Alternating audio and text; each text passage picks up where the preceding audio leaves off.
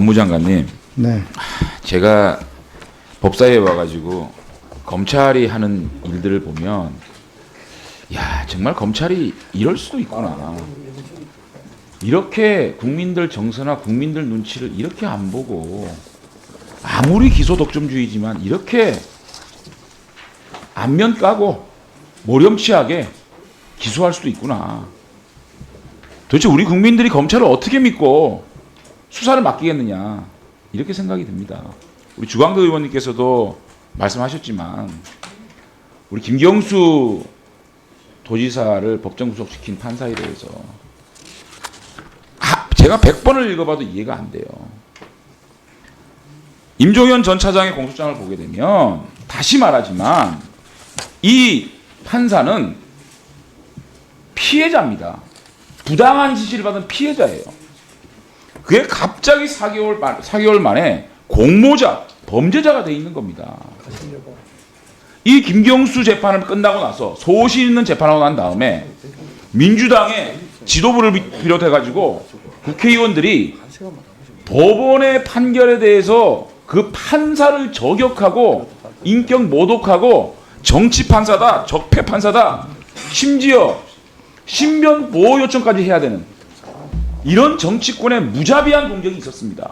법무장관님, 판사의 판결, 이 성창호 판사의 범죄 혐의를 떠나서 정치권에서 판결한 판사 법조인으로서 그 판사에 대해서 정치권에서 이렇게 몰아가는 것이 정상적인 일입니까? 어떻게 생각하세요? 겁나서 판사가 판결을 못하게 생겼어요, 지금. 그 다음에 판사가 정상적으로 판결하면 검찰의 칼끝이 그 판사한테 갑니다. 아니, 어떻게 갑자기 피해자가 김경수 도지사의 판결 이후에 공모자와 피해자, 범죄자가 됩니까? 어떻게 이런 나라에 우리가 살 수가 있겠어요? 사법부를 최소한 존중하고 보호해야 되지 않겠습니까? 어떻게 이런 판결을 합니까? 그래서 검찰이 지금 설 자리가 없어지는 겁니다. 어떻게 생각하세요? 그 성창호 판사와 관련해서는 뭐 직권남용의 피해자다라고 이렇게 뭐 보실 수도 있겠습니다만은 법적으로 본다면 아니, 공소장에 이렇게 나와 있잖아요. 임종원 차장에. 아닙니다. 안 보셨어요? 피해자로는 되어 있지 않습니다. 직권남용의 그 임종원 판사의 그 지시를 받아서 이렇게 한 거라 이렇게 되어 있는데요. 예를 들어서 법 장관님, 네. 부당한 지시를 받았어요. 네. 안 했으면 좋은데 그것을 했다고 칩시다. 자, 그렇게 되면 그것이 피해자입니까? 범죄자입니까? 대한민국의 법이 의인을 구하는 겁니까? 근데 여기에 그 어떤 특수성이라고 말씀드릴 수 있다면은 다 판사입니다. 독립해서 재판을 해야 될. 자. 그렇기 때문에 이 어떤 지시에 재판 관련해서 그걸 따르거나 하는 것은 법적으로 문제가 될 수 있습니다. 받았습니까?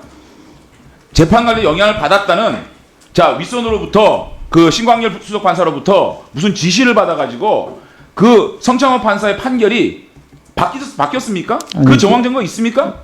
뭐 제가 그러니까 저는요, 이게 저희들이 볼 때는 민주당의 무차별 그 판사에 대한 공격으로 인해서 그 판사는 엄청난 피해를 받고 심지어는 기소까지 당하게 되는 대한민국의 법치주의 국가입니다. 어떻게 판사의 독립된 판결에 대해서 정치권은 정말 판사로서 견디기 힘든 공격을 하고 또 검찰은 그 판사에 대해서 칼끝을 들이댑니까? 그리고 기소라는 무시무시한 칼날을 휘두릅니까? 이런 것은요, 아마 검찰이 앞으로 대한민국 검찰의 흑역사가 될 겁니다. 검찰이 만약에 성창호 판사가 무죄가 판결이 됐든가 하면 지금 이 검찰들은요, 역사의 재판대에 쓸 겁니다. 이런 식으로 검찰이 마구잡이로 사법부를 무력화시키려고 하는 이런 일들을 자행하고 있는 겁니다. 우리 국민들이요, 그래서 점점 경찰에 대한 신뢰가 땅에 떨어지고, 아, 검찰은 정치검찰이구나, 권력의 신여구나, 이런 말을 100번 들어도 검찰은 할 말이 없는 그런 시대가 도래됐다.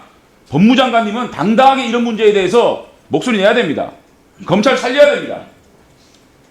도저히 용납할 수 없는 성창호 판사에 대한 기소, 저는 국민들이 엄중하게 이 검찰에 대해서 책임을 물 거라고 생각합니다.